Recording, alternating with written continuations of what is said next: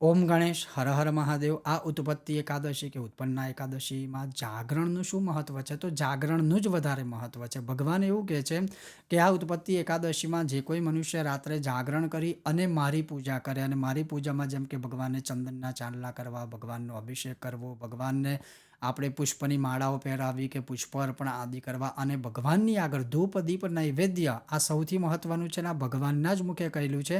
જે કોઈ પણ મનુષ્ય આ એકાદશીની રાત્રિ મારી સન્મુખ એટલે કે ભગવાનની સન્મુખ જે કોઈ ધૂપ પ્રજ્વલિત કરે, ગાય માતાના ઘીનો દીવો કરે અને ભગવાનને ફળ ફળાદિ કે સૂકો મેવો આદિ જે કંઈ નૈવેદ્ય છે એ ભગવાનને ધરે, પછી એ બીજે દિવસે તમે પારણા ખોલો ત્યારે પ્રસાદ સ્વરૂપે ખાઈ શકો.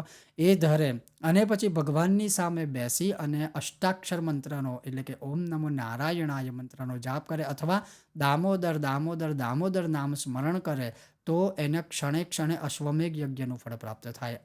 આગળ શું કહે છે ભગવાન કે આખી રાત્રે જાગરણ કરી અને એક એક પ્રહર જ્યારે પૂરો થાય ને ત્યારે એક એક પ્રહરમાં કે એક એક પ્રહરની અંદર આ જ રીતે ભગવાનની પૂજા કરવાની. ફરીથી અભિષેક કરો કે ભગવાનની આગળ પાઠ આદિ કરો, તો એ રીતે આખી રાત્રે જાગરણ કરી ભગવાન આગળ નૃત્ય કીર્તન ભજન આદિ કરી ભગવાનને પ્રસન્ન કરી શકાય. ને ભગવાન એવું કહે છે કે આ રીતે આ ઉત્પત્તિ એકાદશીમાં રાત્રે જાગરણ કરી અને જે કોઈ આ ઉત્સવ મનાવે છે એકાદશીનો, તો એને તત્ક્ષણ સભી એટલે કે બધા જ પ્રકારના પાપોમાંથી મુક્તિ મળે છે. એ મનુષ્ય છે પોતાના મનોરથને સફળ કરે છે.